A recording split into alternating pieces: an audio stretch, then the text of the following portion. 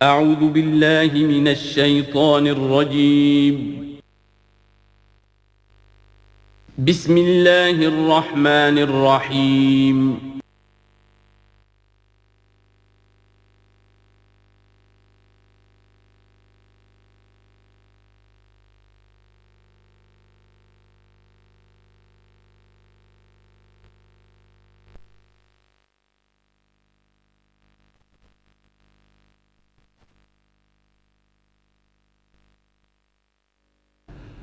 الحمد للہ وکفا والصلاة والسلام علی عبادہ الذین اصطفیٰ خصوصاً علی افضلہم وخاتم النبیین محمد الامین وعلی معین. اما بعد فاعوذ باللہ من الشیطان الرجیم. بسم اللہ الرحمن الرحیم. رب اشرح لي صدري ويسر لي امري واحلل عقدة من لساني يفقهوا قولي. اللهم ربنا آنس وحشتنا في قبورنا وارحمنا بالقرآن العظيم. اللهم اجعله لنا إماما ونورا وهدى ورحمة. اللهم ذكرنا منه ما نسينا وعلمنا منه ما جهلنا وارزقنا تلاوته آناء الليل وآناء النهار واجعله لنا حجة يا رب العالمین آمین. کل دو نشستوں میں تعارف قرآن کے ضمن میں جن عنوانات پر گفتگو ہو چکی ہے ان میں سے ایک تشنا رہا قرآن حکیم کی ترتیب اور تقسیم. اس کی تدوین کے بارے میں گفتگو ہماری مکمل ہو چکی تھی کہ قرآن حکیم کی تدوین 3 مراحل میں مکمل ہوئی. اولاً خود حضور صلی اللہ علیہ وسلم نے اللہ تعالیٰ ہی کے حکم سے قرآن مجید کو مرتب کر دیا اور اس مرتب شکل میں امت کو منتقل کیا. ترتیب معین ہو چکی تھی لیکن وہ کتابی شکل میں ما بین الدفترین جمع نہیں ہوا. اس کے بعد دوسرا مرحلہ آیا حضرت ابوبکر صدیق رضی اللہ تعالی عنہ کے عہد خلافت کے دوران، جب بہت سے حفاظ شہید ہو گئے جنگ یمامہ میں تو تشویش پیدا ہوئی کہ قرآن حکیم کو کتابی شکل کے اندر مرتب بھی کر لیا جائے، جمع کر لیا جائے. چنانچہ یہ کام حضرت ابوبکر صدیق کے عہد خلافت میں پورا ہو گیا اور اس کے لیے مصحف کا نام حضرت عبداللہ ابن مسعود کی تجویز پر حضرت ابوبکر صدیق رضی اللہ تعالیٰ عنہ نے طے کیا. لیکن اس کے چونکہ ابھی پڑھنے کے انداز میں لوگوں کو کافی آزادی دی گئی تھی کہ اپنے اپنے لہجے کے مطابق لوگ پڑھ سکتے ہیں، تو اس سے محسوس ہوا کہ اب اس کے لکھنے کے انداز میں بھی فرق آ رہا ہے. تو اس لیے ضرورت محسوس ہوئی کہ اس کا ایک اسکرپٹ، ایک رسم الخط جو متفق علیہ ہو، اجماعی ہو، وہ طے کر دیا جائے. چنانچہ یہ تیسرا مرحلہ حضرت عثمان رضی اللہ تعالی عنہ کے عہد خلافت میں طے پایا. اسی لیے اس کو اب مصحف عثمانی کہتے ہیں، اس لیے کہ وہ رسم الخط اب ہمیشہ ہمیشہ کے لیے طے ہے. اس کے آفیشل نسخے تیار کیے گئے اور بڑے بڑے شہروں میں جو بھی اس وقت اس مسلمان ممالک تھے ایک ایک نسخہ بھیج دیا گیا اور باقی نسخے جو ہیں وہ طرف کر دیے گئے. تو اس طریقے سے گویا کہ ربع صدی کے اندر یہ تینوں مرحلے جو ہیں مکمل ہو گئے ہیں. اور جیسا کہ میں نے عرض کیا، سب تسلیم کرتے ہیں کہ جو قرآن آج ہمارے پاس ہے وہ وہی ہے بعینہ جو محمد الرسول اللہ نے اپنی امت کو دیا تھا. البتہ جہاں تک قرآن کی ترتیب اور تقسیم کا تعلق ہے، بعض باتیں تو میں بیان کر چکا ہوں، ان کا صرف اجمالی اعادہ کروں گا. نمبر 1 یہ کہ قرآن کی جو بیسک یونٹ ہے، بنیادی اکائی، وہ آیت ہے. آیت کو ہم جملہ نہیں کہہ سکتے، آیت کو ورس نہیں کہہ سکتے، مصرع نہیں کہہ سکتے، اس کی اسی اصطلاح کو ہمیں ریٹین کرنا ہوگا. آیتیں چھوٹی بھی ہیں، بڑی بھی ہیں. آیتیں صرف حروف مقطعات پر بھی مشتمل ہیں اور مرکبات ناقصہ پر بھی مشتمل ہیں، پورے جملے کی ایک آیت بھی ہے اور کئی جملوں پر ایک آیت بھی مشتمل ہے۔ یہ تمام امور توقیفی ہیں، یعنی حضور صلی اللہ علیہ وسلم کے بتانے پر موقوف علیہ ہیں۔ ان میں کسی کے اجتہاد کو، کسی منطق، کسی گرامر، کسی نحو، کسی بیان کے کسی اصول کو کوئی دخل نہیں۔ جہاں تک آیتوں کی تعداد کا تعلق ہے وہ مختلف فی ہے، وہ اتفاقی نہیں ہے، اس لیے کہ 6,500 کے لگ بھگ آیات ہیں۔ فرق کیوں ہے؟ ایک بڑا فرق تو اس وجہ سے واقع ہو جاتا ہے کہ تمام سورتوں کے آغاز میں جو آیت بسم اللہ لکھی ہوئی ہے اس کے ضمن میں ایک اختلاف ہے کہ آیا ہر مرتبہ اس آیت کو کاؤنٹ کیا جائے یا نہ کیا جائے۔ صرف ایک سورت ہے سورہ توبہ جس کے شروع میں آیت بسم اللہ نہیں ہے، باقی 113 سورتوں کے آغاز میں بسم اللہ لکھی ہوئی ہے۔ تو بعض حضرات اس کو سمجھتے ہیں کہ یہ کاؤنٹ نہیں کی جائے گی، بلکہ یہ تو در حقیقت صرف سورتوں کے درمیان فصل اور فرق قائم کرنے کے لیے یہ آیت بسم اللہ لکھ دی گئی ہے۔ تو آپ سمجھیے کہ جو اس پہ اختلاف ہوگا تو 113 کی عدد کا فرق تو اسی سے واقع ہو جائے گا۔ بعض اور مقامات پر بھی آیات کی تعداد میں قدر اختلاف ہے وہ روایات ہی کی بنیاد پر، کسی شخص کو خود یہ حق حاصل نہیں ہے کہ وہ اس میں کوئی فرق کر سکے، تبدیلی کر سکے۔ بہرحال 6,500 کے لگ بھگ آیات ہیں قرآن حکیم کی۔ آیتیں مل جل کر سورتوں کی شکل میں ہیں، ان کی تعداد متفق علیہ ہے 114۔ سورت سور سے بنا ہے، سور کے معنی فصیل ہے، گویا کہ ہر سورت جو ہے وہ اللہ تعالیٰ کے علم، معرفت، حکمت کا ایک شہر ہے۔ سورتوں میں آیات کے باہمی ربط کے حوالے سے اس کے معنی کے اندر اور اس کی حکمتوں کے اندر اضافہ ہوتا ہے، ربط آیات۔ اور جس طریقے سے کہ مختلف موتیوں کو پرو دیا جائے ایک دھاگے میں، اس سے ہار وجود میں آئے، جو ترتیب ہوگی موتیوں کی اس سے ان موتیوں کا حسن دوبالا ہو جائے گا۔ ایسے ہی معاملہ آیات قرآنیہ کا ہے کہ جو ایک سورت کے اندر ہیں اور ہر سورت کا ایک مرکزی مضمون یا عمود ہوتا ہے اور تمام آیتیں اس سے منطلق اور اس سے منسلک ہوتی ہیں۔ ان سورتوں کے بعد جیسا کہ میں نے عرض کیا، دور صحابہ میں ہمیں صرف ایک اصطلاح اور ملتی ہے، حزب اور یا منزل۔ وہ اس سہولت کے لیے کہ اگر ایک ہفتے میں پورا قرآن ختم کرنا ہو، اس کی تلاوت مکمل کرنی ہو تو روزانہ ایک حزب پڑھ لیا جائے۔ یہ چونکہ دور صحابہ میں بھی مذکور ہے، لہذا اس میں ہم دیکھتے ہیں کہ حسن موجود ہے، یعنی یہ کہ نہ تو یہ قباحت ہے کہ سورتوں کو توڑا گیا ہو، بلکہ پوری صورتیں شامل ہیں۔ کوئی مصنوعی مساوات قائم کرنے کی کوشش نہیں ہے، کوئی حزب نسبتاً تھوڑا سا زیادہ بڑا ہے، کچھ تھوڑا سا چھوٹا ہے، لیکن تقریباً مساوی ہے۔ خام خواہ کی کوئی مصنوعی مساوات قائم کرنے کی کوشش نہیں ہے۔ اور اس کے باوجود یہ حسن موجود ہے کہ سورہ فاتحہ کو اگر ہم علیحدہ رکھ دیں کہ وہ پورے قرآن حکیم کے لیے ایک دباچہ اور مقدمہ ہے، تو پہلے حزب یا پہلی منزل میں 3 سورتیں، دوسرے میں 5، تیسرے میں 7، چوتھے میں 9، پانچویں میں 11، چھٹی میں 13، یہ سیڑھی ہے بالکل۔ اور جو آخری حزب مفصل کہلاتا ہے، اس میں چونکہ آخری پارے میں آپ کو معلوم ہے چھوٹی چھوٹی سورتیں ہیں تو تعداد 65 ہے، وہ بھی جو آخری تعداد ہے 13 اس کا ملٹیپل ہے۔ بہرحال یہ حزب یہ بھی دور صحابہ میں اس کا تذکرہ ہمیں ملتا ہے۔ البتہ جو مزید تقسیم کی چیزیں ہمارے ہاں معروف ہیں وہ بات کی چیزیں ہیں۔ رکوعوں میں طویل صورتوں کو تقسیم کیا گیا تاکہ ایک رکعت میں اگر طویل صورت میں سے کوئی آیات پڑھنی ہے تو اس طرح پڑھی جائیں کہ مضمون ٹوٹے نہ۔ یہ حجاج ابن یوسف کے زمانے میں یہ کام ہوا ہے اور بڑے غور و فکر سے ہوا، اور واقعتاً محسوس ہوتا ہے کہ معنوی جو ربط اور تعلق ہے اس کو ملحوظ رکھا گیا ہے۔ لیکن جو دوسری تقسیم ہمارے ہاں معروف ہو گئی ہے وہ پاروں کی ہے، اول تو یہ معلوم نہیں کہ یہ تقسیم کب ہوئی، مجہول الزمان ہے یہ۔ نمبر 2 یہ کہ اس میں یہ زیادتی بھی نظر آتی ہے کہ سورتوں کی فصیلیں توڑ دی گئی ہیں۔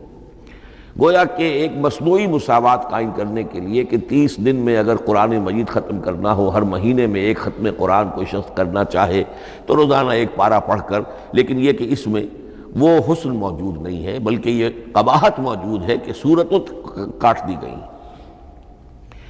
اس کے بعد اب جو بات مجھے عرض کرنی تھی وہ یہ ہے کہ زیادہ عرصہ نہیں گزرا کہ قرآن حکیم کی ترتیب اور تقسیم کے ضمن میں ایک اور حقیقت سامنے آئی ہے، اور یہ حقیقت یہ ہے کہ قرآن حکیم کی سورتوں کے گروپس ہیں۔ اب یہ چونکہ ایک بالکل ماضی قریب کا معاملہ ہے، اس سے پہلے یہ ذکر موجود نہیں تھا۔ اول تو یہ بات بھی مان لیجئے کہ قرآن مجید میں ترتیب اور نظم، اس کے بارے میں ہمارے اسلاف نے نہ کوئی زیادہ محنت کی اور نہ انہوں نے سمجھا کہ اس میں کوئی خاص ربط ہونا ضروری ہے۔ لیکن یہ کہ عہد حاضر میں مولانا حمید الدین فراہی رحمۃ اللہ علیہ ہندوستان میں ایک ایسے عالم پیدا ہوئے کہ جنہوں نے نظم قرآن کو اپنا خاص موضوع بنایا کہ یہ جو آیات باہم جوڑی گئی ہیں تو آخر کوئی حکمت ہے، سورتوں میں جو ربط قائم کیا گیا ہے یقیناً حکمت پر مبنی ہے، ورنہ سب سے سیدھی ترتیب تو جیسا کہ میں نے کل عرض کیا تھا یہ ہوتی ترتیب نزولی سے قرآن کو مرتب کر دیا جاتا۔ لیکن یہ کہ سورتیں آپ کو معلوم ہے طویل سورتوں میں ایسا بھی ہے کہ وہ ایک وقت میں نازل نہیں ہوئی بلکہ متعدد اوقات میں، اور سورہ بقرہ جو ہے وہ تقریباً 2 سال میں اس کی جو تنزیل ہے وہ مکمل ہوئی۔ تو پھر کچھ آیتوں کو جوڑنا، کس کو کہاں رکھنا ہے، کس کو کہاں رکھنا ہے، تو یہ حضور صلی اللہ علیہ وسلم نے خود کیا ہے، اللہ تعالیٰ کے حکم سے کیا ہے، تو یہ چیزیں حکمت سے خالی تو نہیں ہو سکتی۔ تو انہوں نے اس کو خاص اپنا موضوع بنایا اور ان کے سامنے بعض حقائق آئے ہیں، وہ حقائق ہیں جو اب میں آپ کے سامنے بیان کر رہا ہوں۔ اس میں ایک اشکال ہو سکتا ہے، اسے میں چاہتا ہوں کہ پہلے رفع کر دوں کہ یہ چیز اگر ہمارے اسلاف کے نظر میں نہیں آئی اور ان کی توجہ ادھر نہیں ہوئی تو یہ تو گویا کہ ایک بڑی مشکوک سی بات ہوگی۔ قرآن مجید کے علم کے ضمن میں گویا کہ متقدمین کے فہم پر ہمیں کچھ تان کرنا ہوگا، لیکن یہ بات درست نہیں ہے۔ قرآن مجید ایک ایسی کتاب ہے جس کے بارے میں خود حضور نے جو فرمایا لا تنقضی عجائبہ، اس قرآن کے عجائب کبھی ختم نہیں ہوں، ولا یخلق عن کثرت الرد، بار بار کے پڑھنے سے اس پر کوئی پرانا پن، کوئی بوسیدگی طاری نہیں ہوگی، ولا یشبع منہ العلماء، اور کبھی اہل علم اس سے سیری محسوس نہیں کریں گے۔ تو قرآن مجید لا تنقضی عجائبہ، جیسے جیسے دنیا آگے بڑھ رہی ہے، تمدن آگے بڑھ رہا ہے، علم انسانی جو ہے مادی فزیکل سائنسز کا علم آگے بڑھ رہا ہے، قرآنی حقائق اور مبرہن ہو رہے ہیں، اور واضح ہو رہے ہیں، اور نکھر رہے ہیں۔ بہت سی باتیں ہمارے اسلاف کے علم میں نہیں آ سکتی تھی، اس لیے کہ ابھی انسانی معلومات کا دائرہ بہت ہی محدود تھا۔ ذوالقرنین کون تھے؟ اب چونکہ تاریخ مفسرین کے علم میں نہیں تھی تو سکندر اعظم کو سمجھا گیا کہ ذوالقرنین ہے، حالانکہ سکندر کی شخصیت اور ذوالقرنین کی وہ شخصیت جو قرآن میں بیان ہوئی ہے دونوں میں کوئی مناسبت ہے ہی نہیں۔ اسی طریقے کا معاملہ یہ کہ نظم قرآن کا ایک پہلو کہ جو ابھی پوری طریقے سے آشکارا نہیں ہوا تھا، یہ دور وہ ہے کہ جس میں اللہ کی فضل و کرم سے وہ بات بھی اب کھل کر سامنے آئی ہے، اور اس سے در حقیقت توثیق ہو رہی ہے حضور کے اس فرمان کی کہ لا تنقضی عجائبہ، اس کے عجائب کبھی ختم نہیں ہوں گے۔ انسان محنت کرے گا، کوشش کرے گا، یہ ہیروں کی ایک ایسی کان ہے جس میں سے اور ہیرے نکلتے چلے جائیں گے۔ اس کے ضمن میں ایک بات تو میں نے آپ سے کل عرض کر دی تھی اور آج پھر بھی کہی ہے، سورتوں میں بھی ایک ربط ہے، آیات جو سورتوں کے اندر جوڑی گئی ہیں، پھر سورتیں اکثر و بیشتر جوڑوں کی شکل میں ہیں۔ اس کے کچھ مثالیں بھی کل میں نے آپ کو دی تھی۔ قرآن مجید کی ایک آیہ مبارکہ ہے وَمِن كُلِّ شَيْءٍ خَلَقْنَا زَوْجَيْنِ لَعَلَّكُمْ تَعْقِلُونَ یا لَعَلَّكُمْ تَذَكَّرُونَ، مجھے پوری طرح یاد نہیں ہے۔ ہم نے ہر شے کو جوڑوں کی شکل میں پیدا کیا، اگرچہ اس کو چونکہ قرآن مخلوق نہیں ہے ہم اس پر اس کا اطلاق نہیں کریں گے، لیکن من کل شیء خلقنا زوجین، اس میں اس قدر کیٹیگوریکل سٹیٹمنٹ ہے کہ معلوم ہوتا ہے کہ یہ اصول اتنا اللہ تعالیٰ کے ہاں اتنا پسندیدہ ہے کہ قرآن مجید کی صورتوں میں بھی یہ صورتوں کے بھی جوڑوں کی شکل میں ہونا یہ بہت ہی اظہر من الشمس ہے۔ بعض جگہوں پر تو اظہر من الشمس ہے، بعض جگہوں پر ذرا تدبر کر کے بات معلوم ہوتی ہے۔ البتہ کہیں کہیں آپ کو نظر آئے گا کچھ منفرد صورتیں بھی ہیں، اور ان میں سے بعض یا جب دوران ترجمہ یہ چیزیں آئیں گی تو اب میں صرف اس وقت حوالہ دے سکوں گا، بڑی تیزی سے ہمیں چلنا ہوگا، اس وقت میں چاہتا ہوں کہ ذہن میں یہ حقائق بیٹھ جائیں۔ بعض جگہوں پر آپ دیکھیں گے تین تین صورتوں کے گروپ ہیں، ان میں سے دو کے مابین تو نسبت زوجیت کامل ہے، بلکہ یہ سمجھ لیجئے نسبت زوجیت کہتے کس کو ہے؟ دو چیزیں مل کر کسی مقصد کی تکمیل کریں، ان دونوں میں ایسی نسبت ہونی چاہیے ریسیپروکل کہ وہ ایک دوسرے کی تکمیل کے لیے اور کسی مقصد کے حصول کے لیے ان کے مابین ایک تعلق قائم ہو، یہ زوجیت ہے۔ اسی طریقے سے قرآن مجید میں جب صورتیں آتی ہیں جوڑوں کی شکل میں تو کسی مضمون کا ایک رخ وہ ایک صورت میں آ جائے گا، اس کا دوسرا رخ دوسری صورت میں آ جائے گا، اور دونوں مل کر جسے ہم کہتے ہیں تصویر کے دونوں رخ، وہ رخ مکمل ہو جائیں گے، بات پوری ہو جائے گی۔ البتہ بعض جگہوں پر ہے تین تین صورتوں کے سب گروپس ہیں۔ میں اس معاملے میں گروپ کا لفظ ریٹین کر رہا ہوں اس لیے کہ قدیم تو یہ تصور تھا نہیں، جدید اصطلاح ہے، تو اس میں چونکہ اب بہت سے الفاظ انگریزی زبان کے اب اردو میں آ گئے ہیں کہ اس کی جگہ کوئی اور بہت ہی کوئی کوشش کر کے لفظ آیا جائے تو وہ شاید زیادہ عام فہم نہیں ہوگا یا عام فہم ہے۔ تو گروپس اور سب گروپس، چھوٹے گروپ بڑے گروپ، تو یہ چھوٹے گروپ جو ہے تین تین صورتوں کے، ان میں سے دو کے مابین تو نسبت زوجیت بتمام و کمال ہوگی اور تیسرے کی حیثیت ضمیمے کی ہوگی۔ اس کی مثالیں بعد میں آئیں گی۔ البتہ یہ جو ضمیمے ہوتے ہیں خود ان کے یا جو دوسری منفرد صورتیں ہیں خود ان میں آپ کو فصل کے ساتھ نسبت زوجیت مل جائے گی۔ اس سے آگے چلیے، اب اصل ہے وہ شے جس کو میں آج چاہتا ہوں بیان کرنا۔ قرآن حکیم کی صورتوں کی ایک گروپنگ اس اعتبار سے سامنے آئی، کچھ صورتیں مکی پھر مدنی پھر مکی پھر مدنی پھر مکی پھر مدنی پھر مکی پھر مدنی، ایسا کیوں ہے؟ بڑی قابل غور بات ہے، اس میں کوئی حکمت ہے؟ اور عجیب بات یہ سامنے آئی، اس اعتبار سے بھی قرآن کے 7 گروپ بنتے ہیں، ہر گروپ میں ایک یا ایک سے زائد مکی صورت اور پھر ایک یا ایک سے زائد مدنی صورتیں، ایک گروپ پورا ہو گیا۔ دوسرے گروپ میں پھر ایک یا ایک سے زائد مکی صورت، پھر ایک یا ایک سے زائد مدنی صورتیں، وہ پھر گروپ مکمل ہو گیا۔ یہ گروپ بھی قرآن حکیم میں 7 ہے۔ یہ گروپ جو ہے قرات کے لیے نہیں ہے، یہ گروپ جو ہے معنوی تقسیم ہے، غور و فکر کے اعتبار سے، کہ ہر گروپ کا ایک عمود ہے، ایک مرکزی مضمون ہے، اور جس طریقے سے صورتیں دو مل کر ایک مضمون کی تکمیل کرتی ہیں، اسی طرح ہر گروپ کی مکی اور مدنی صورتیں مل کر ایک بڑے مضمون کی تکمیل کرتی ہیں۔ اس طریقے سے گویا کہ یہ قرآن مجید میں 7 گروپ ہیں بڑے بڑے، جو کہ جس میں کہ صورتیں جو ہیں وہ جمع کی گئی ہیں۔ مثلا میں اب آپ کو اشارتاً بتا دوں، پہلے گروپ میں سورہ مکی جو ہے وہ صرف ایک ہے، سورہ فاتحہ، تعداد میں تو ایک ہے، وہ اپنے حجم کے اعتبار سے چھوٹی بھی ہے لیکن بہت بھاری صورت ہے۔ وَلَقَدْ آتَيْنَاكَ سَبْعًا مِنَ الْمَثَانِي وَالْقُرْآنَ الْعَظِيمِ، محض اس صورت کو بھی قرآن عظیم کہا گیا ہے۔ لیکن ایک صورت مکی سورہ فاتحہ، پھر 4 طویل ترین صورتیں مدنی، بقرہ، آل عمران، نساء، مائدہ۔ دوسرے گروپ میں 2 صورتیں مکی، 2 مدنی، الانعام، الاعراف مکیات، الانفال، التوبہ مدنیات۔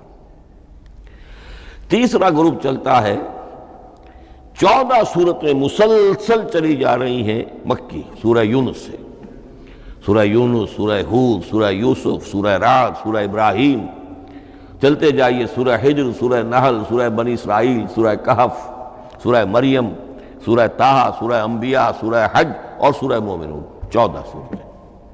اب آئی ایک مدنی صورت، سورہ نور، یہ تیسرا گروپ مکمل ہو گیا۔ چوتھے گروپ میں بھی یہی بات آپ کو نظر آئے گی، الفرقان سے سورہ سجدہ تک 8 صورتیں مکی ہیں، اور پھر ایک صورت آتی ہے سورۃ الاحزاب، وہ مدنی ہے۔ اب یہ جو ایک ایک صورتیں آئی ہیں، سورہ نور اور سورہ احزاب، ہر شخص کو اندازہ ہو جائے گا یہ آپس میں جوڑے کی شکل رکھتی ہیں، ان کے مضامین بہت ایک دوسرے سے مشابہ ہیں، بہت مشابہ ہیں۔ لیکن یہ کہ وہ اس طریقے کا جوڑا نہیں ہے کہ اسی گروپ میں ان کا جوڑا موجود ہو، اس کا جوڑا جو ہے وہ دوسرے گروپ میں ہے۔ پھر آئیے پانچواں گروپ ہے سورہ سبا سے احقاف تک، یہ 13 صورتیں مکی ہیں، اور پھر سورہ محمد صلی اللہ علیہ وسلم سے سورۃ الحجرات تک 3 صورتیں مدنی ہیں، یہ کل 16 صورتیں ہیں۔ چھٹے گروپ میں سورہ قاف سے سورہ واقعہ تک 7 صورتیں یہ مکی ہے، اور سورہ حدید سے سورہ طلاق تک 10 صورتیں مدنی ہیں، یہ 17 صورتیں ہیں۔ آخری جو ہے وہ سورۃ الملک سے سورۃ الاخلاص تک 46 صورتیں، اور سورہ معوذتین جو ہے یہ 2 ہیں کہ جو مدنی ہے۔ بعض کا اس میں اختلاف ہے، وہ میں بعد میں عرض کروں گا، لیکن جو میری رائے ہے وہ میں آپ کے سامنے رکھ رہا ہوں۔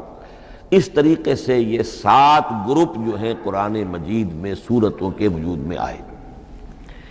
ہر گروپ کا ایک مرکزی مضمون ہے۔ مثلا پہلے گروپ کا مرکزی مضمون شریعت ہے۔ سورہ فاتحہ میں اہدنا الصراط المستقیم، اے اللہ ہمیں سیدھا راہ دکھا، سیدھے راستے کی ہدایت بخش۔ اب وہ سیدھا راستہ کیا ہے؟ شریعت خداوندی، شریعت الہی، اور شریعت مکمل ہو جاتی ہے ان 4 صورتوں میں۔ شریعت محمدی کا جو بلو پرنٹ ہے، ابتدائی خاکہ جو ہے وہ آپ کو سورہ بقرہ میں ملے گا، اور اس کی جو تکمیلی صورتیں ہیں، تکمیلی احکام ہیں، وہ سورہ مائدہ۔ اس کے علاوہ اس گروپ میں جو زیادہ زور ہے وہ سابقہ امت مسلمہ سے گفت و شنید۔ سابقہ امت مسلمہ میں یہودی اور نصارہ دونوں شامل ہیں۔ اب ان پر جرح بھی ہے، ان پر تنقید بھی ہے، ان کو ملامت بھی ہے، ان کو ان کی قرارداد جرم ان کے خلاف جو ہے وہ بھی دی گئی ہے، اور پھر یہ کہ ان کو معزول کر کے اور نئی امت کو اس مقام پر نصب کرنے کا اعلان ہے، اور ان کو بڑی زوردار دعوت ہے کہ اب محمد پر ایمان لاؤ اور قرآن پر ایمان لاؤ صلی اللہ علیہ وسلم۔ یہ پہلا گروپ ہے۔ اسی طریقے سے ہر گروپ کا، اب یہ ساتھ ساتھ جب ہم چلیں گے تو میں تفصیل کے ساتھ بیان کرتا جاؤں گا کہ اس گروپ کا یہ مرکزی مضمون ہے، اور اس طور سے یہ صورتیں آپس میں ایک دوسرے کے ساتھ مربوط ہیں۔ ان گروپوں میں آپ نے دیکھا ہوگا کہ پہلے اور آخری گروپ ان کی ایک ریسیپروکل سی صورت ہے کہ پہلے گروپ میں مکی صورت صرف ایک چھوٹی سی، اور مدنی صورتیں 4-6 پارے سے زائد پر پھیلی ہیں، جبکہ آخری گروپ میں سارے دونوں پارے جو ہے سورہ ملک سے شروع ہو کر مکی صورتوں پر مشتمل ہے، آخر میں آ کر چھوٹی چھوٹی صورتیں وہ مدنیات ہیں۔ یہ ایک دوسرے کے بالکل ریسیپروکل ہیں، کانورس۔ لیکن دوسرا گروپ ادھر سے اور دوسرا ادھر سے، یعنی چھٹا، یہ بڑے متوازن ہیں۔ 2 صورتیں مکی، 2 مدنی، اور ادھر 7 صورتیں مکی اور 10 مدنی، لیکن 7 صورتیں جو ہیں وہ 3 رکوعوں کی ہیں، ان میں سے ایک 4 رکوع کی بھی ہے، اور اکثر و بیشتر وہ جو دوسری ہے وہ 2 رکوعوں کی ہے، تقریباً متبادل بنتی ہے۔ تو درمیان میں جو ہے ان میں جو مدنی صورتوں کا حصہ بہت کم ہے، اکثر و بیشتر جو ہے وہ مکی صورتیں ہیں۔ ان مکی صورتوں کے اندر بھی جو 6 گروپ تقریباً بنتے ہیں، اس لیے کہ پہلی گروپ کے اندر تو مکی صورت صرف سورہ فاتحہ ہے، تو ان میں سے پہلے 2 گروپوں میں رسالت کا مضمون مرکزی مضمون ہے، درمیانی 2 گروپوں میں توحید کا مضمون مرکزی مضمون ہے، آخری 2 گروپوں میں انذار آخرت کا مضمون مرکزی مضمون ہے۔ آخری صورتیں آپ کو معلوم ہے سورہ قاف سے شروع ہو کر تو پھر یہ انذار آخرت جو ہے ان سب کا مرکزی مضمون ہے۔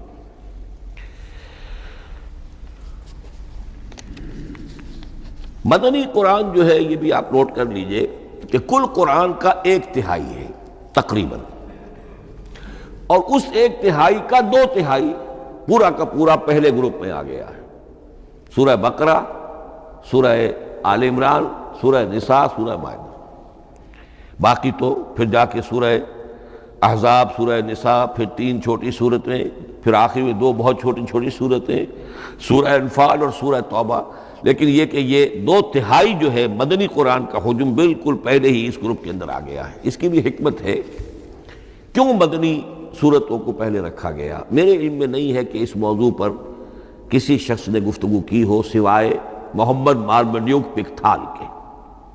میرے علم کی حد تک ہو سکتا ہے کہ کسی اور مفسر نے، کسی محقق نے کوئی بات کہی ہو، اس سے بھی زیادہ وزنی کہی ہو، لیکن میرے علم کی حد تک مارمڈیوک پکتھال نے اپنے جو ترجمہ کیا ہے انگریزی میں، اس کے دیباچے میں اس موضوع پر گفتگو کی ہے، بڑی بہت ہی عمدہ بات کہی ہے۔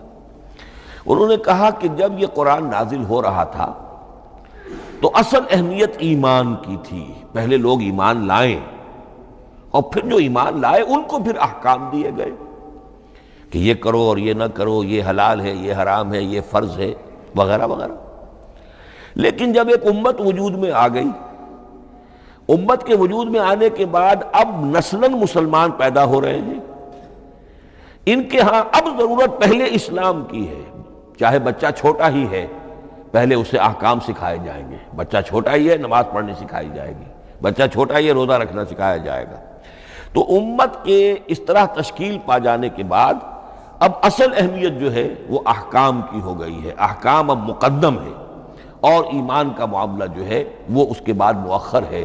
کوئی شخص بالغ ہوگا، ذہین ہوگا، فطین ہوگا، غور و فکر کی صلاحیت سے اگر اللہ تعالیٰ نے اسے بہرور کیا ہوگا پھر وہ حقیقت ایمان تک رسائی حاصل کرے گا، ورنہ یہ ہے کہ عام ایک مسلمان جو ہے اسے جہاں تک احکام کا تعلق ہے ان پر تو عمل کرنا ہی ہے۔ تو یہ بڑی میں سمجھتا ہوں کہ ذہانت پر مبنی بات ہے کہ جو محمد مارملیوک پکتھال نے کہی ہے اور مجھے اس سے اتفاق ہے۔ اب آئیے اگلا معاملہ، اگلی بحث، اگلا موضوع، قرآن کا موضوع کیا ہے؟ کیا قرآن فلسفے کی کتاب ہے، سائنس کی کتاب ہے، کیا یہ جیولوجی کی کتاب ہے، فزکس کی کتاب ہے، کس چیز کی کتاب ہے؟ تو پہلی بات یہ سمجھیے، قرآن کا موضوع ہے انسان، لیکن انسان کی اناٹمی نہیں، انسان کی فزیولوجی نہیں، انسان کی اینتھروپولوجی نہیں، کچھ نہیں، انسان کی ہدایت۔ یہ ہدایت کا لفظ بنیادی ہے قرآن مجید کے لیے۔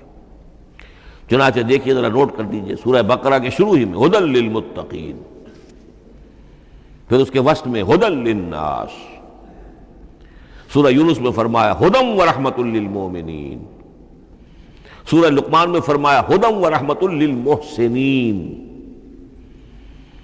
سورۃ البقرہ اور النحل میں فرمایا، نمل میں ھدی وبشریٰ للمؤمنین، آل عمران میں وموعظۃ للمتقین، ھدی وموعظۃ للمتقین، پھر 3 مرتبہ الہدی هو الذی ارسل رسولہ بالہدی ودین الحق لیظہرہ علی الدین کلہ۔ الہدی، ہدن نکرہ ہے، الہدی معرفہ ہو گیا، یعنی ہدایت کاملہ، ہدایت تامہ، ہدایت ابدی۔ اسی طرح سورۃ النجم میں فرمایا وَلَقَدْ جَاءَهُم مِّن رَّبِّهِمُ الْهُدَىٰ، سورۃ الجن میں وَإِنَّا لَمَّا سَمِعْنَا الْهُدَىٰ آمَنَّا بِهِ، سورہ بنی اسرائیل میں وَمَا مَنَعَ النَّاسَ أَن يُؤْمِنُوا إِذْ جَاءَهُمُ الْهُدَىٰ، سورہ بنی اسرائیل میں بھی یہ الفاظ آئے، سورہ کہف میں بھی آئے۔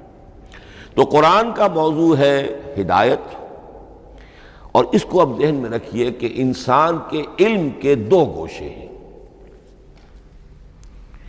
علم انسانی 2 حصوں میں منقسم ہے، ایک حصہ ہے فزیکل ورلڈ کا علم جو حواس کے ذریعے سے حاصل ہوتا ہے، مادی حقائق ان کا علم۔ حواس 5 ہمارا دیکھنا، سننا، سونگھنا، چکھنا، چھونا، یہ تمام صلاحیتیں ہیں، ان سے کچھ معلومات حاصل ہوتی ہیں، اور عقل کا یہ کمپیوٹر ان کو پروسیس کرتا ہے، اس سے نتائج نکالتا ہے، نتائج نکال کے سٹور کر لیتا ہے۔ پھر مزید کوئی معلومات حواس کے ذریعے سے حاصل ہوتی ہیں، اب ان کو وہ پھر پروسیس کر کے جو سابق میموری سٹورڈ ہے اس کے ساتھ ریکنسائل کر کے کوئی اور نتیجہ اخذ کرتا ہے۔ اس طرح رفتہ رفتہ رفتہ رفتہ انسان کا یہ علم بڑھتا چلا جا رہا، اور ہم نہیں کہہ سکتے کہ ابھی اور کہاں تک جائے گا۔ آج سے چند 100 سال پہلے بھی انسان تصور نہیں کر سکتا تھا کہ انسانی علم وہاں پہنچ جائے گا جہاں آج پہنچ چکا ہے۔ اس علم کا وحی سے کوئی تعلق نہیں، اس علم کا تعلق ہے علم اسماء سے، جو حضرت آدم میں ودیعت کر دیے گئے تھے بالکل شروع میں۔ سورہ بقرہ کا 4تھا رکوع جو ہے اس کے شروع میں ذکر ہے وَعَلَّمَ آدَمَ الْأَسْمَاءَ كُلَّهَا، اللہ نے آدم کو تمام نام سکھا دیے۔ اور اس کے آخر میں ذکر ہے جب آدم کو اور حوا کو حکم دیا گیا کہ اب زمین میں جا کر اور وہاں کا چارج سنبھالو، تو فرمایا وَإِمَّا يَأْتِيَنَّكُم مِّنِّي هُدًى فَمَن تَبِعَ هُدَايَ فَلَا خَوْفٌ عَلَيْهِمْ وَلَا هُمْ يَحْزَنُونَ۔ وہ علم ہدایت ہے، یہ دو چیزیں بالکل علیحدہ ہیں۔ علم اسماء در حقیقت یوں سمجھیے کہ جیسے آم کی گٹھلی میں پورا آم کا درخت ہوتا ہے، وہی تو گٹھلی ہے جو آپ زمین میں دباتے ہیں، پھر اگر پانی وہاں پڑتا ہے، زمین میں روئیدگی بھی ہے، وہ گٹھلی پھٹے گی، وہ جو اس میں سے دو پتے نکلیں گے، وہ پتے اوپر بڑھیں گے، درخت بنے گا۔ وہ پورا درخت جو ہے آم کی گٹھلی میں موجود تھا، صرف اسے پورا درخت بننے میں 2 سال 3 سال 4 سال لگیں گے، لیکن درخت موجود تھا، پوٹینشلی بالقوہ پورا درخت آم کی گٹھلی میں موجود تھا۔ ایکچولی بالفعل وہ آم کا درخت جو ہے کئی سال کے اندر وجود میں آیا۔ بعین ہی یہ معاملہ ہے، کل مادی حقائق کا کل علم حضرت آدم علیہ السلام کے وجود میں ودیعت کر دیا گیا پوٹینشلی۔ اب اس کی ایکسفولیشن ہو رہی ہے، وہ بڑھتا جا رہا ہے، برگ و بار لا رہا ہے۔ اور یہ علم جو ہے اس کا تعلق جیسا کہ میں نے عرض کیا آسمانی ہدایت سے نہیں ہے، اب یہ خود رو پودا ہے، بڑھتا چلا جا رہا ہے۔ اور کہاں تک پہنچے گا؟ علامہ اقبال نے صحیح تعبیر کی ہے، عروج آدم خاکی سے انجم سہمے جاتے ہیں کہ یہ ٹوٹا ہوا تارا مہ کامل نہ بن جائے۔ علامہ کی زندگی میں تو انسان نے چاند پر قدم نہیں رکھا تھا، لیکن یہ کہ اب تو چاند پر قدم رکھ کر انسان آ چکا۔ تو عروج آدم خاکی سے انجم سہمے جاتے ہیں کہ یہ ٹوٹا ہوا تارا مہ کامل نہ بن جائے۔ یہ ہے انسانی علم۔ اس انسانی علم کے ساتھ اگر وہ علم وہی علم ہدایت نہ ہو تو یہ علم جو ہے بجائے خیر کے شر بن جاتا ہے۔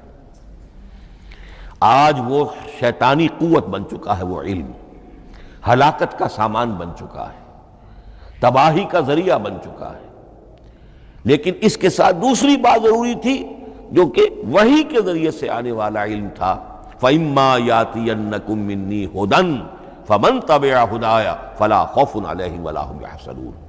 یہ علم الہدایت جو ہے یہ در حقیقت قرآن حکیم میں آ کر مکمل ہو گیا ہے۔ اس کے لیے بھی میں چاہتا ہوں کہ بات آپ سمجھ لیں، اس میں جو ارتقاء ہوا ہے، پہلی کتابیں نازل ہوئیں ان میں بھی ہدن تو تھی، کل بھی میں نے آپ کو آیت سنائی تھی سورہ مائدہ کی، انا انزلنا التوراۃ فیہا ھدی و نور، ہم نے تورات نازل کی تھی، اس میں ہدایت بھی تھی، نور بھی تھا۔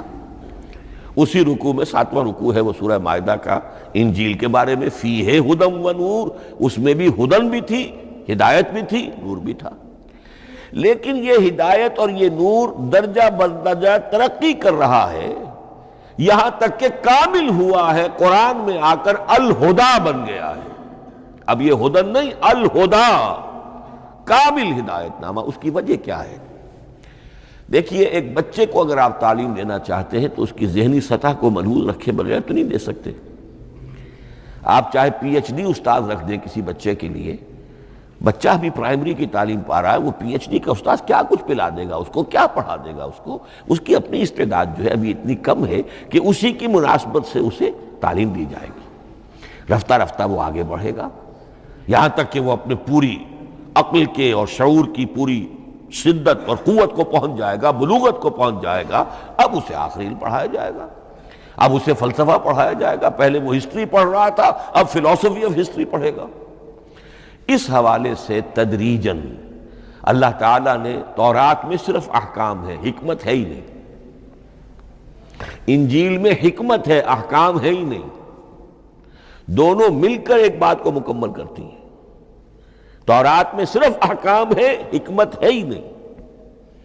جیسے کہ میں نے عرض کیا تھا، بچے کو آپ بتا دیتے ہیں بھئی روزہ ٹوٹ جاتا ہے اس طریقے سے، روزے کا مطلب یہ ہے اب دن بھر کھانا کچھ نہیں ہے، چاہے بچہ ابھی 6 سال کا ہے، 7 سال کا ہے، 8 سال کا ہے، آپ بتا رہے ہیں، احکام تو دے دیے جائیں، یہ کرو یہ نہ کرو، یہ ڈوز ہیں یہ ڈونٹس ہیں۔ تو احکام عشرہ، دی 10 commandments، احکام دیے گئے، حکمت نہیں۔ ابھی حکمت کا تحمل ان کے لیے ممکن نہیں تھا، ابھی وہ عہد طفولیت ہے نوع انسانی کا۔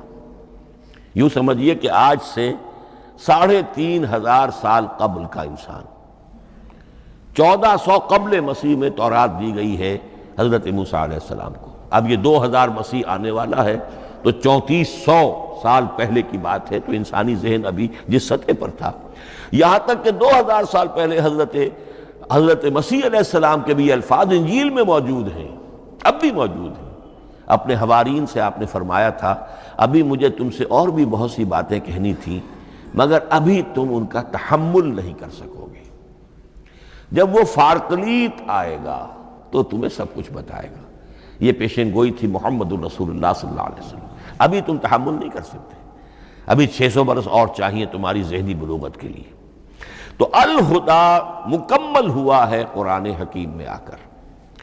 البتہ ایک نقطہ اس میں نوٹ کیجئے، قرآن مجید اگرچہ کتاب ہدایت ہے، سائنس کی کتاب نہیں ہے، لیکن اس میں سائنٹیفک فینومینا کی طرف اشارے موجود ہیں۔ چونکہ قرآن مجید ان تمام جو بھی یہ کائناتی حقائق ہیں، ان سب کو آیات الہیہ قرار دیتا ہے۔ ان فی خلق السماوات والارض واختلاف اللیل والنہار والفلک التی تجری فی البحر بما ينفع الناس وما انزل اللہ من السماء من ماء فاحیا بہ الارض بعد موتها وبث فیہا من کل دابۃ وتصریف الریاح والسحاب المسخر بین السماء والارض لآیات لقوم یعقلون۔ یہ سب نشانیاں ہیں اللہ کی، اللہ کی قدرت، اللہ کی عظمت، اللہ کی علم کامل، اللہ کی حکمت بالغہ، سب نشانیاں۔ تو یہ جو فزیکل فینومینا ہیں ان کی طرف قرآن ریفر کرتا ہے۔ بعض حقائق وہ ہے کہ جن کا تعلق ایسٹرونومی سے ہے، کل فی فلک یسبحون، یہ تمام اجرام سماویہ جو ہیں یہ اپنے اپنے مدار میں تیر رہے ہیں، معلوم ہوا ہر شے حرکت میں ہے۔ انسان پر تو ایک دور ایسا گزرا ہے وہ یہ سمجھتا تھا زمین ساکن ہے اور سورج حرکت کر رہا ہے، پھر ایک دور آیا کہا نہیں، سورج ساکن ہے، زمین حرکت کرتی ہے، اس کے گرد چکر لگاتی ہے، اور آج ہمیں معلوم ہوا ہر شے حرکت میں، ہر شے۔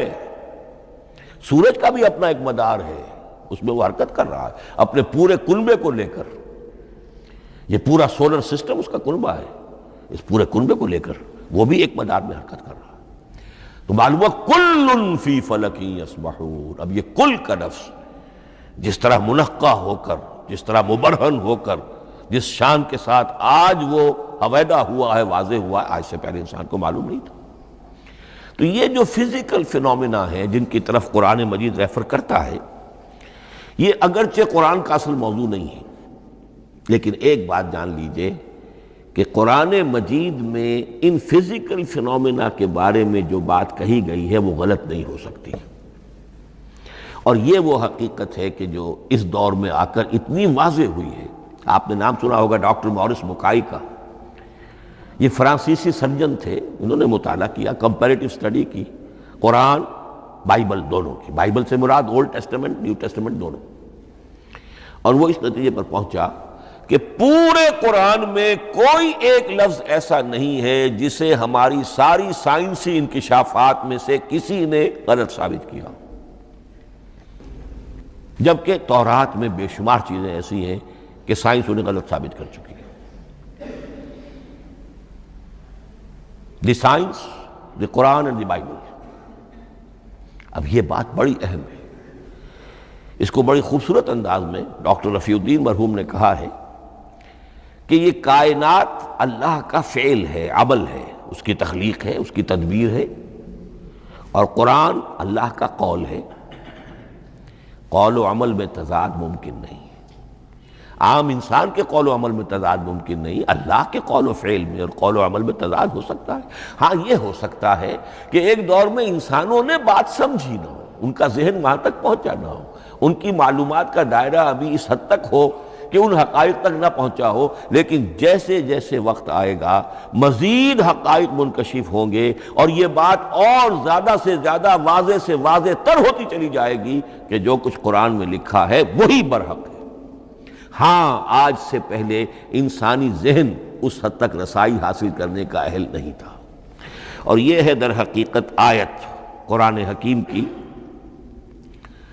یہ سورہ حامیم السجدہ کی لاسٹ بٹ ون آیت ہے، سَنُرِيهِمْ آیاتنا فی الآفاق وفی انفسہم حتی یتبین لہم انہ الحق۔ ہم انہیں دکھاتے چلے جائیں گے اپنی نشانیاں، آفاق میں بھی انفس میں بھی۔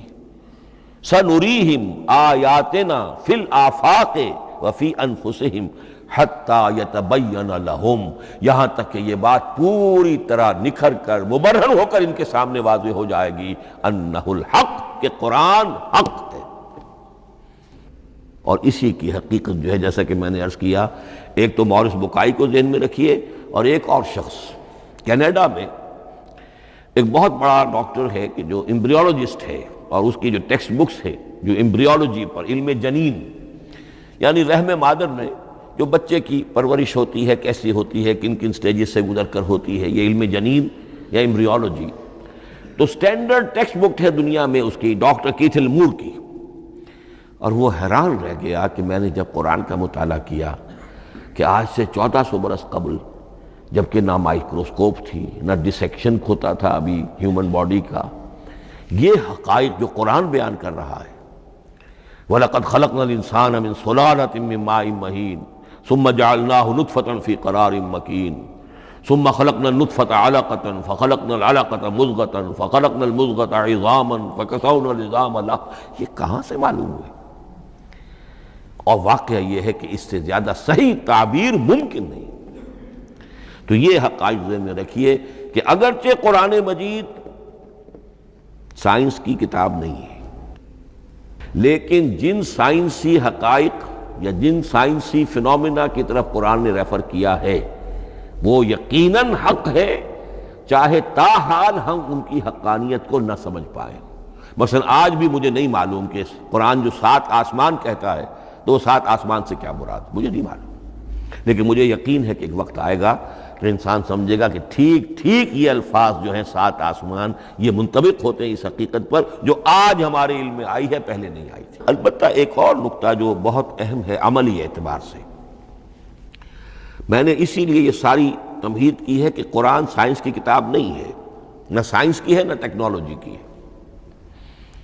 اس حوالے سے ایک بڑا منطقی نتیجہ نکلتا ہے، اور وہ یہ ہے کہ اگر ہمارے اسلاف نے قرآن کی ان آیات کا کوئی خاص مفہوم معین کیا اپنے دور کی معلومات کی سطح پر، ہمارے لیے لازم نہیں ہے کہ ہم اس کی پیروی کریں۔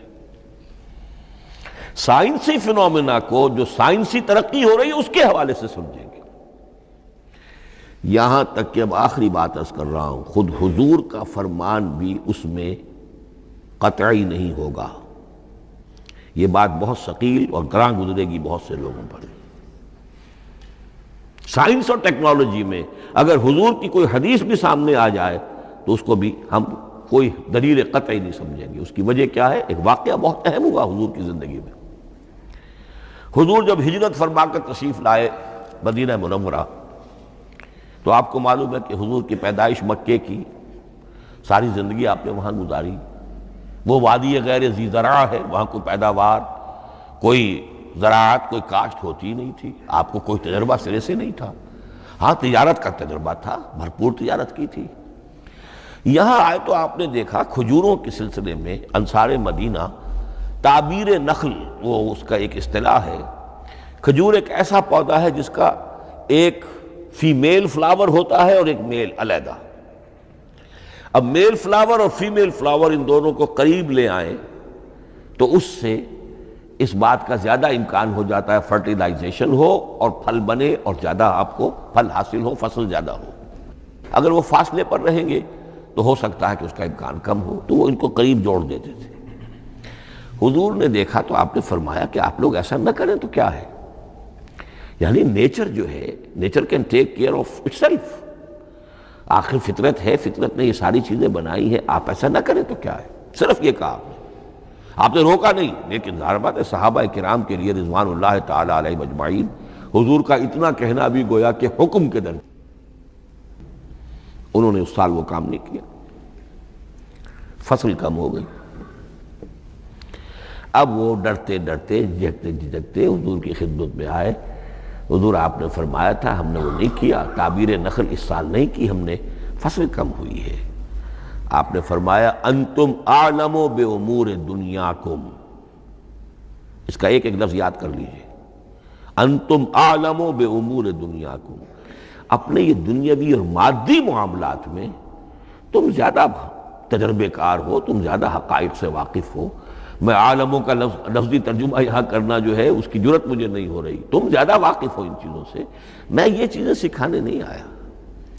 آپ ٹیکنالوجی پڑھانے نہیں آئے تھے، آپ طب سکھانے نہیں آئے تھے، آپ کوئی اور سائنس پڑھانے نہیں آئے تھے، ورنہ تو ہم شکوہ کرتے کہ آپ نے ہمیں ایٹم بم بنانا کیوں نہیں سکھا دیا پہلے ہی۔ نہیں، یہ موضوع ہی نہیں ہے۔ قرآن کا موضوع معین ہونا چاہیے۔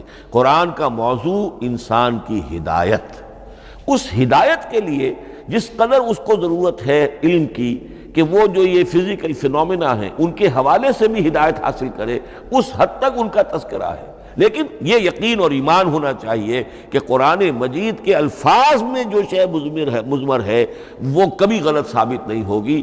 یہ ہو سکتا ہے کہ قرآن کی کسی آیت کا کوئی مفہوم ہمارے اسلاف نے 1000 برس پہلے یا 600 برس پہلے سمجھا ہو اور وہ مفہوم غلط ثابت ہو جائے، وہ ایک علیحدہ بات ہوگی، لیکن قرآن مجید کا ٹیکسٹ جو ہے اس کے اندر کہیں ایسی بات نہیں آ سکتی۔ اب آئیے فہم قرآن کے اصول۔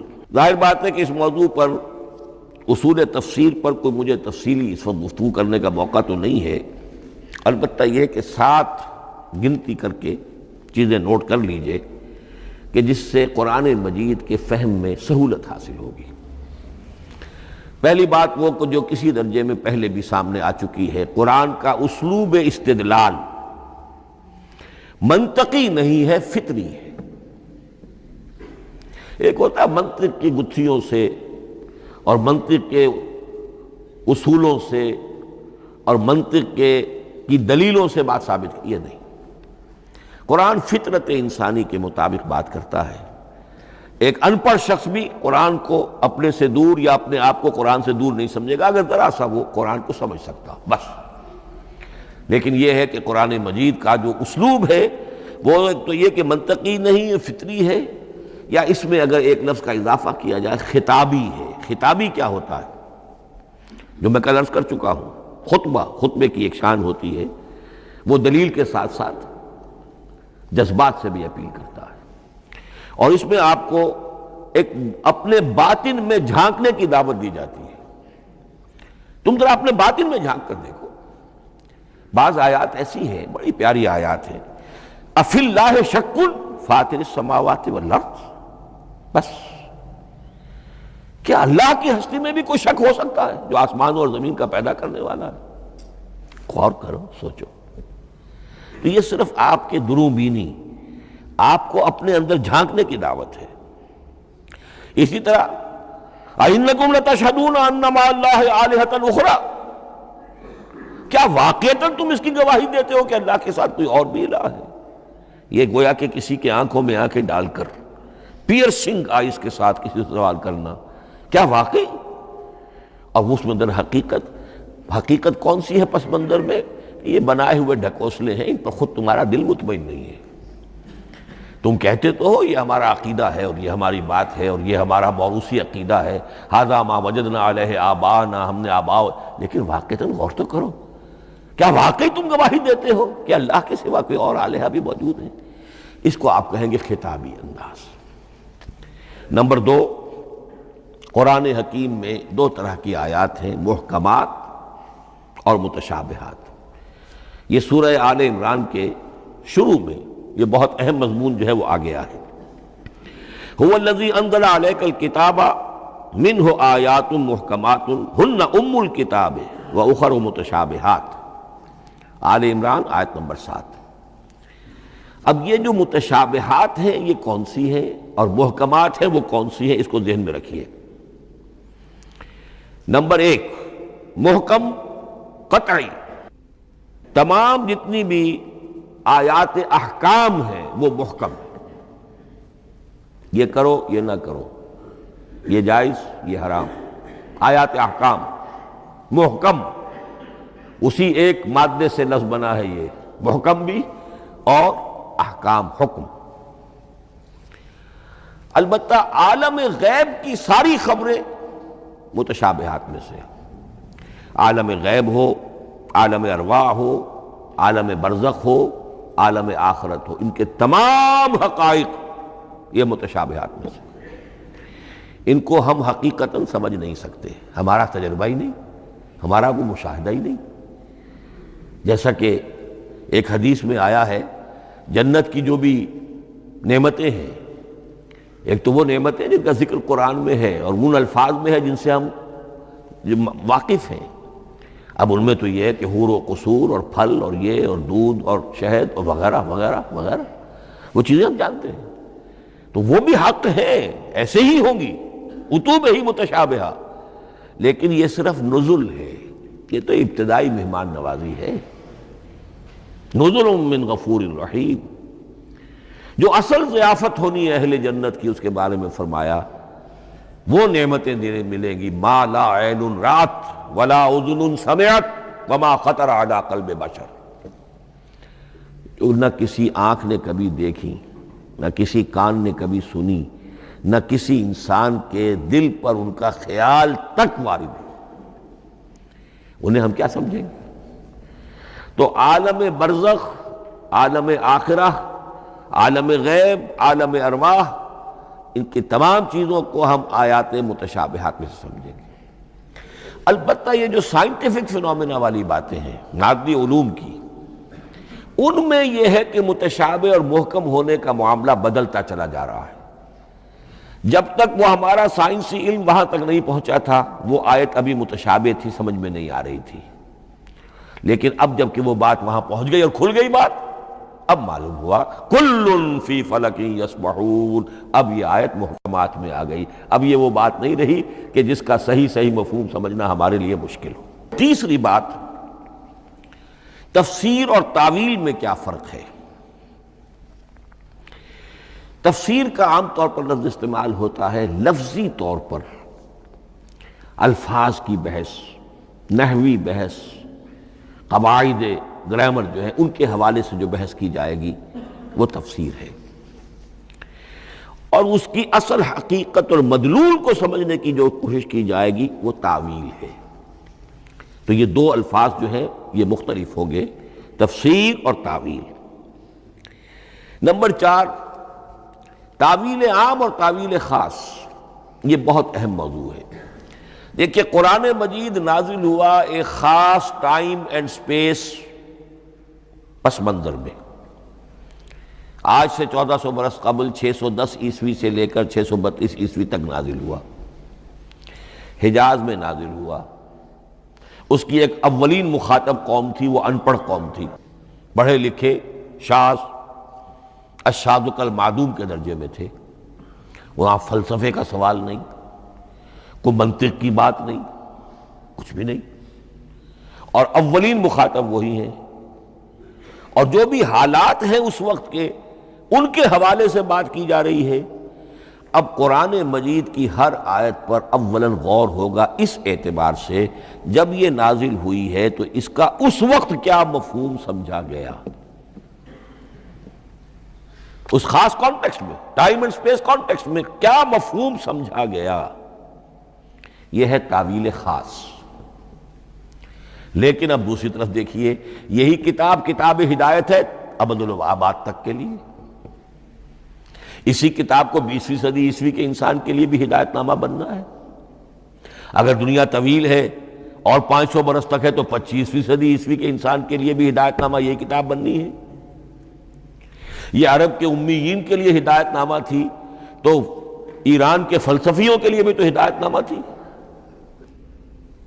لہذا ان الفاظ کے اندر یہ قرآن کے اعجاز کا وہ پہلو ہے جو بہت نمایاں ہے، کہ ان الفاظ کے اندر کہ جو ایک خاص کانٹیکسٹ میں نازل ہوئے اور اس وقت ان کا ایک معین مفہوم سمجھا گیا، انہی میں وہ عموم بھی موجود ہے کہ اسی سے ہمیشہ ہمیشہ کے لیے ہدایت اخذ کی جا سکتی ہے۔ اس کو ہم کہیں گے تعویل عام، اس کانٹیکس سے ذرا نکال کر اب اس آیت کے الفاظ، اس کا در و بست، اس کا ما سبق، اس کے بعد ما بعد، سیاق و سباق، اس کے حوالے سے بیٹھ کر بات کی جائے۔ تعویل خاص میں شان نزول پیش نظر رہے گا، تعویل عام میں اس آیت کے الفاظ، ان کا در و بست اور آیت کا سیاق و سباق، یہ زیادہ زیر بحث رہے گا۔ تو معلوم ہوا کہ یہ دونوں چیزیں اپنی اپنی جگہ اہم ہیں۔ نہ تو انسان صرف تعویل خاص تک اپنے آپ کو محدود کر لے، اگر وہ کرے گا تو گویا کہ وہ صرف اس دور کا قرآن پڑھ رہا ہے، آج کا قرآن وہ نہیں پڑھ رہا۔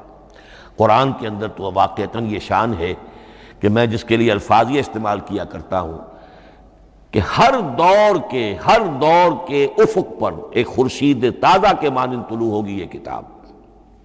معلوم ہوگا آج کا قرآن ہے، یہ ہمیں آج ملا ہے قرآن، اور گویا کہ آج جو ہمیں مسائل درپیش ہے ان کا حل ہے جو یہ قرآن پیش کر رہا ہے۔ یہ اس کا اعجاز ہے، یہ اس کا کمال ہے۔ اس اعتبار سے نوٹ کیجئے تعویل خاص اور تعویل عام، یہ الفاظ چونکہ بار بار دورہ ترجمہ آئیں گے تو اس لیے میں نے ان اصطلاحات سے چاہا کہ آپ واقف ہو جائیں۔ ایک اور اس میں بات سمجھنے کی ہے تذکر اور تدبر۔ قرآن سے بنیادی ہدایت حاصل کر لینا، اس کے لیے قرآن انتہائی آسان ہے۔ وَلَقَدْ يَسَّرْنَا الْقُرْآنَ لِلذِّكْرِ فَهَلْ مِن مُدَّكِرٍ۔ ذرا سی انسان کو عربی آتی ہو کہ براہ راست قرآن کا مفہوم آپ کے ذہن اور قلب پر نازل ہوتا چلا جائے، بس قرآن کا اصل جو پیغام ہے، جو اس کی اصل ہدایت ہے، اس کی تمثیل یوں سمجھیے کہ سمندر میں اگر کوئی آئل ٹینکر جو ہے ٹوٹ جائے تو میلوں جو آئل ہوتا ہے وہ سطح سمندر کے اوپر پھیل جاتا ہے، سطح پر رہے گا، نیچے تو جائے گا نہیں۔ تو یوں سمجھیے کہ قرآن مجید کا جو لب لباب ہے، لب لباب، وہ اس کی سطح پر موجود ہے، لیکن اس کے یہ مطلب نہیں ہے کہ صرف سطح ہی سطح ہے، اس کی گہرائی فیتم لس، اس کی گہرائی وہ ہے کہ جس کی کوئی حد نہیں۔ اب اس کے لیے تعمق، گہرائی میں غوطہ زنی کرنا، قرآن میں ہو غوطہ زن اے مرد مسلمان، اس کے اعتبار سے یہ دنیا کی مشکل ترین کتاب، اچھی طرح سمجھ لیجیے، اس کی تہ تک پہنچنا ممکن ہی نہیں۔ غلطی سے ہم کبھی کبھی کسی شخص کی مدح کرتے ہوئے کہہ دیتے ہیں فلاں شخص کو قرآن پر بڑا عبور حاصل ہے۔ ایک عالم دین نے یہ الفاظ میرے بارے میں کہہ دیے تھے، میں نے فوراً ٹوک دیا، میں نے کہا آپ کیا، یہ قرآن کی آپ نے گویا کہ قرآن مجید کی شان میں گستاخی کی ہے، قرآن کی توہین کی ہے۔ عبور کہتے ہیں ایک کنارے سے دوسرے کنارے کو چلے جانا، دریا عبور کر لیا، قرآن کے کنارے ہے ہی نہیں، یہ ناپیدا کنار سمندر ہے، اس سمندر کا کوئی کنارہ نہیں، نہ اس کی گہرائی اور نہ اس کے کنارے۔ لہذا پوری زندگی کوئی امام راضی ہو، کوئی زمخشری ہو، کوئی ہو، پوری زندگی کھپا کر بھی وہ یہ نہیں کہہ سکے گا کہ میں نے قرآن مجید کو بتمام و کمال سمجھ لیا ہے۔ معاذ اللہ، معاذ اللہ، معاذ اللہ، ناممکن۔ وراء الورا ثم وراء الورا، یہ ہے تذکر اور تدبر۔ اس کے لیے تو پوری زندگی انسان کھپائے، پورا وقت اس کے لیے لگائے، پوری صلاحیت کھپا دے، تب بھی وہ بہت سی جگہوں پر پھر بھی کہے گا واللہ عالم۔ امام رازی کو بھی نہ معلوم کتنے مقامات پر جا کر یہ کہنا پڑا ہے کہ اللہ بہتر جانتا ہے۔ اعلم ان ھذا المقام مقام غامض عمیق محیب، یہ مقام تو بہت محیب ہے، پرہیبت ہے، بہت گہرا ہے، بہت غامض ہے۔ امام رازی کہہ رہے ہیں، 30 جلدوں میں تفسیر لکھنے والا شخص۔ اقول قولی ھذا واستغفر اللہ لی ولکم ولسائر المسلمین والمسلمات۔